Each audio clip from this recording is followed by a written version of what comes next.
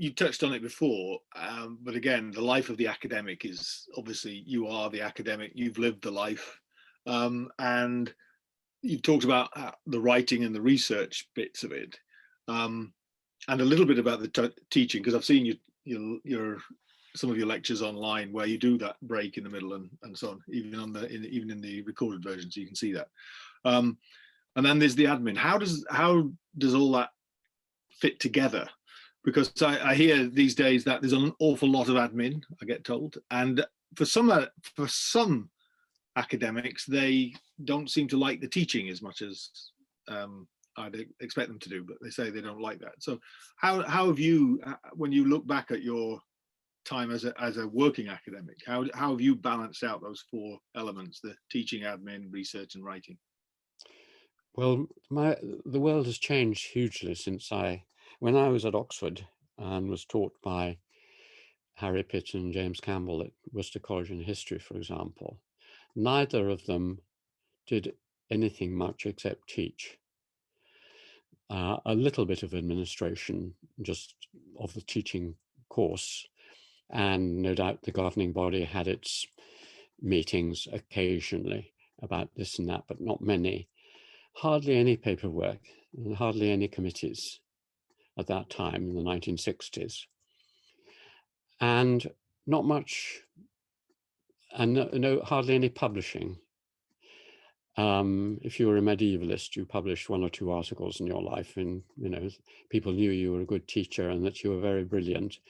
And one day the book might come out, but it didn't matter. No one was going to throw you out because of that.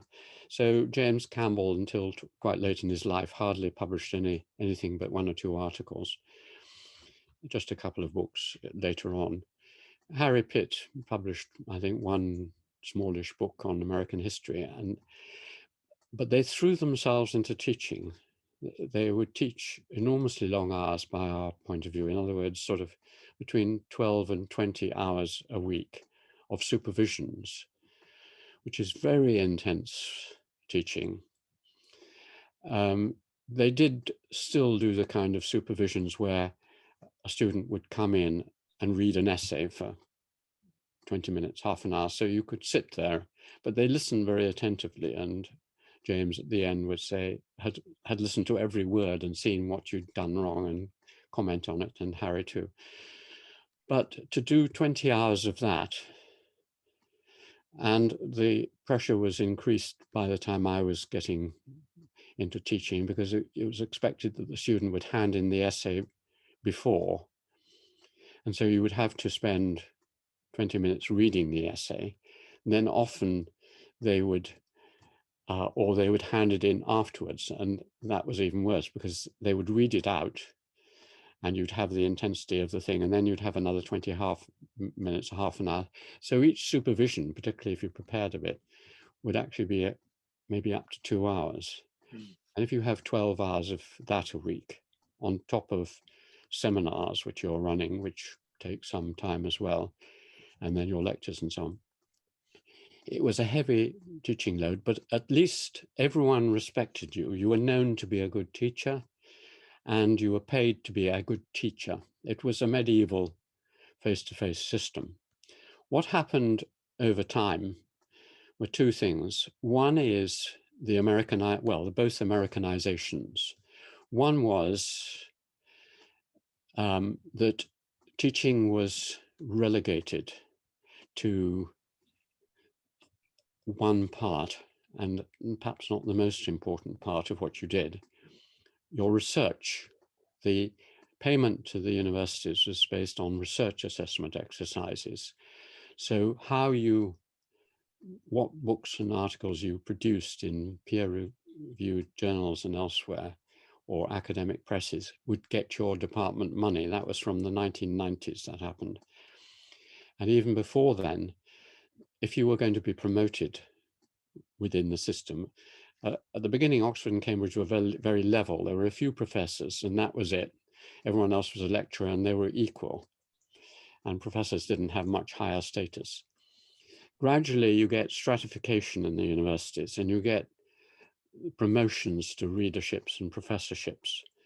And as this stratification grows, the way to get up, the only way to get up, no one cares how you teach or anything like that, or administer, but your books. He published a good book last year, let's promote him to a readership. So um, you began to compete. You knew every hour you're spending with students was 1 hour off the chances for getting your readership.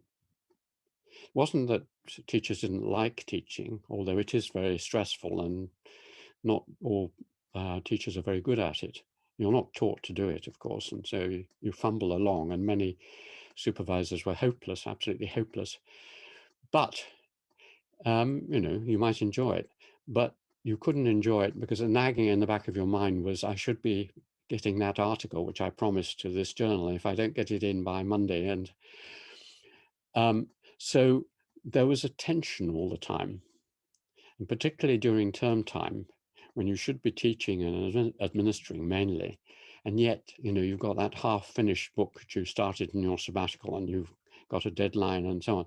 So gradually, this pressure on producing books and articles for external goals, either promotion or your department's success, began to undermine the teaching. And then on top of that, the other Americanization was obviously bureaucracy, because even when I first went to Cambridge, bureaucracy was very light. Meetings you went to didn't. There were no written papers for department meetings. Maybe the head of department would just scribble the agenda on the blackboard, or we just go through it. I mean, just before I went there, it was done over lunch. Once a fortnight, you just have lunch together and say, well, we've got a new paper on this, who's going to teach it? And that was it. But gradually, again, it was part of the assessments, because the university would look at this and you had to report on it. So gradually, the pressure came usually down from the top, seeped down through the schools to the departments. And so the meetings grew longer, the papers grew thicker.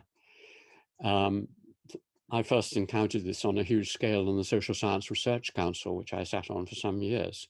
And I used to get half a filing cabinet drawer of paper for each meeting.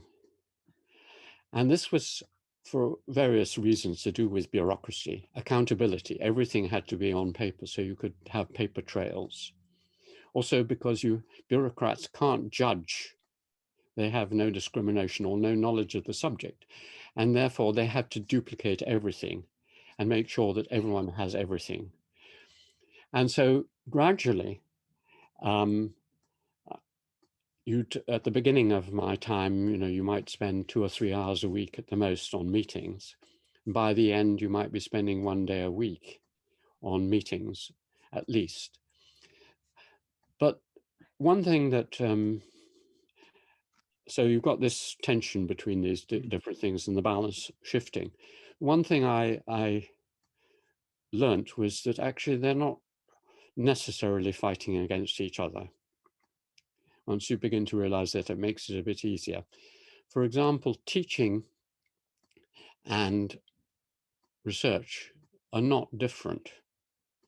And we may talk about this, because basically teaching, if you are in the good fortune of teaching in a place like Oxford or Cambridge or with good students, is a form of research. You are dealing with very intelligent, if not as well informed people as yourself, who are bringing you up to date with what they've recently read. And you have to explain things simply to them, and they counter your argument. So you learn, this as a teacher, you learn from good students, even at schools. You learn things, and certainly at university level, in a second or third year student, they often amaze you, and you learn new things from them. And the communicative side of you, which is required for good communication and writing and so on, is improved by teaching. That applies particularly to lecturing, which again, many academics saw as a waste of time. Why not tell them to just go and read the book? Why are we're doing this medieval thing as if there weren't books? But if you prepare your lectures and you give good lectures and you get some comments on them, perhaps, they are an excellent adjunct, alternative. You explore and discover things in lecturing. So both forms of oral expression are a part of research, and therefore the hours spent in teaching. And I think that one of the losses for some academics has been withdrawing. Cambridge never did this, but in some universities, they split people. They said, you are the star staff, you go off and write your books. The rest are the drones who just do the boring teaching. Now, that was bad for both groups, because that's the other side of it. If you are engaged in teaching, you should also be engaged in thinking about other wider things.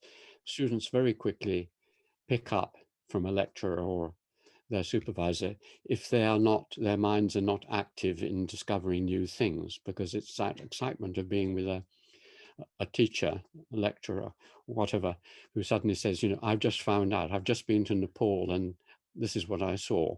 Feeling that you are on the, as they say, the cutting edge or whatever it is of new things. That's what university should be about. And so teaching and research are not separate. And even administration. Why some academics love administration is it stops you having to think. Basically, it gives you a structure. And I've seen good academics go into administration. And they go in because they're good at it often. And people say, would you like some more money? And would you like some more power? And would you like a job where the satisfactions are immediate? You solve problems and you go on solving problems, and it's creative. You create a new department or a new faculty, or you've got power. So it's an interesting job, being a vice chancellor or head of a college or something like this. Alan, why don't you do that? Now, I've been encouraged to do this from time to time, and I've discussed it with Sarah. And we both said, now, what do we want to do with our lives? Is that what I want to do with my life? Push paper around and organize other people to do what I would like to do myself? Like artists who become head of huge studios and don't do the art, but they do the organization. So we've always said no, even if, you're foregoing some power, some pension, some don't. Do what you're required to do. And that's one of the great things about Oxford and Cambridge. Everyone has to do administration. It still is devolved to the local level a lot. So you can't, on the whole, shirk it. You have to be in examination boards and so on and so on. But you can keep it to a level. And that's what I learned. I learned through time and through method that you can get administration to a decent level by keeping it circumscribed and to a certain time. And that's, again, a matter of organizing time. I know a distinguished scientist who used to spend his whole morning on his science, and then he would go to his college, of which he was the head, and he would then do administration through the afternoon from lunch till tea, and then go and do some writing. Administration, you can, and when I was head of department, which I was many times, and I didn't enjoy it, but it was bearable, because I used to say, I will keep the whole of this department's administration in one shoebox. If it won't fit in there, it doesn't fit. So I used to throw the paper into the shoebox. So you basically make sure that you do things quickly. You have to have the most important part of an administrator's kit, which is a pending tray. That is, you have a tray in which you put things you can't decide about, and you leave them there for a few weeks, and then the decision has already been made, or the problem's gone away, or whatever. So difficult things you put on one side, immediate things you immediately deal with, long-term things you think about. So if you're fairly efficient, if you're not frightened by it, if you treat administration as a team thing, you work you really trust and work well with your secretaries or administrators, trust each other and work with them. And if you bring together your staff, not by bullying, but by setting an example of working harder than they do, which is what you have to do in Cambridge, because they're not forced to do anything. So if they see you're doing the work, they'll do the work. And basically it can be, as enjoyable as a game of rugger. Not what you prefer to be doing, but okay.